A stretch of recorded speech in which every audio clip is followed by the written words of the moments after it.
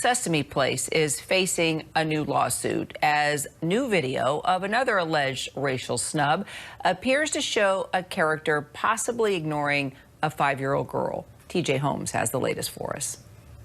Another alleged racial snub by Sesame Place characters, and this one has led to a lawsuit. I'm hurt, devastated, me and my wife. Just looking at her face, it makes me want to cry every time I see it. In the video, one character appears to ignore 5-year-old Kennedy Burns while high-fiving other white children nearby. Kennedy is visibly upset. And then another character, again, high-fives the other children while Kennedy's hand remains outstretched. We stand here before you today simply trying to fight and protect little black children and their fundamental civil rights.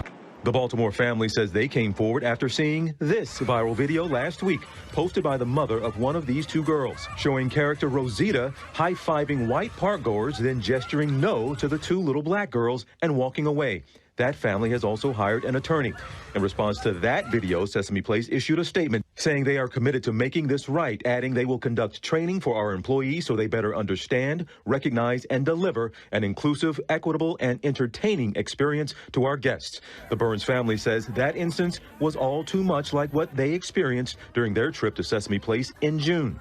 The lawsuit filed Wednesday against SeaWorld Parks and Entertainment, the parent company of Sesame Place, alleges the park engages in pervasive and appalling race discrimination against children in the operation of Sesame Place, Philadelphia. These are the characters that taught our children, that taught me, that taught all of us how to be a friend, how to love people. The suit claims Sesame Place broke a contract to parkgoers who bought a ticket and violated the Burns' civil rights. The reason they didn't get the experience they paid and contracted to get was simply because of their race.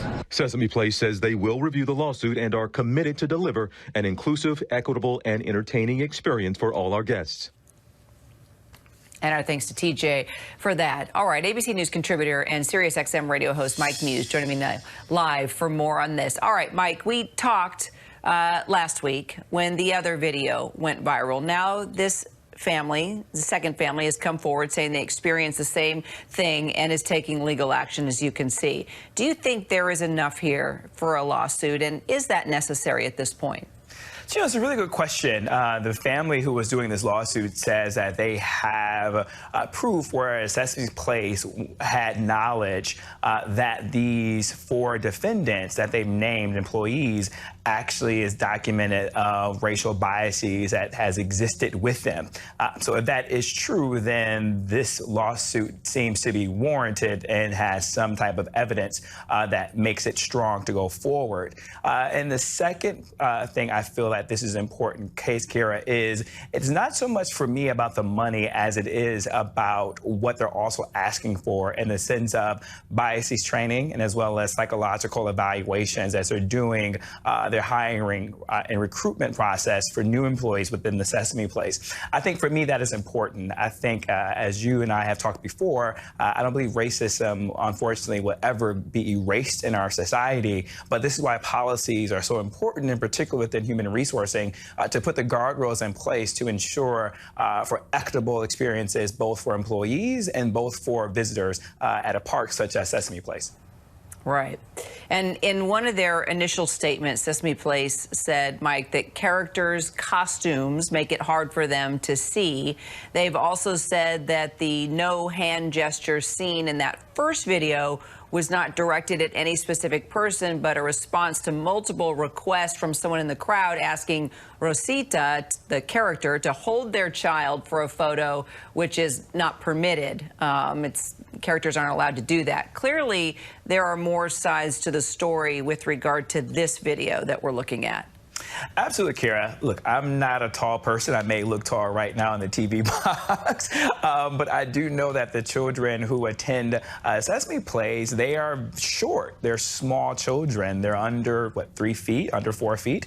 So I think that they should be trained as employees to look down. So I don't buy the concept of that the costumes prohibit them from seeing below. I think the training, just as in general, is almost common sense, is is that you need to look down consistently. So I don't buy that argument. I also don't buy that argument because there's been too many videos that have taken place where we see the intentionality of black and brown children being bypassed, but then you see the white kid or another child being greeted. And so there's just too much evidence out there just from the videos that we have seen in the public to where I don't buy that narrative of that the costumes make it too hard for us to see below. But the idea of that just goes beyond common sense because you're dealing with little children, so you need to be constantly looking down. But then that goes into the point of the lawsuit in terms of making sure the proper training is there, but I don't believe that is the case. Well, here's what's interesting, Mike. We heard from a number of performers, as you can imagine, right, when this all came out. And this one performer actually wrote in the email that in the case of Rosita, the performer should be on average 5'4" and would have been able to see from the mouth, which is limited by mesh and some distance away from the performer's eyes. It's clear to me in my experience and watching this video, this performer would not have seen the little girls below until the mouth was directly facing down toward them.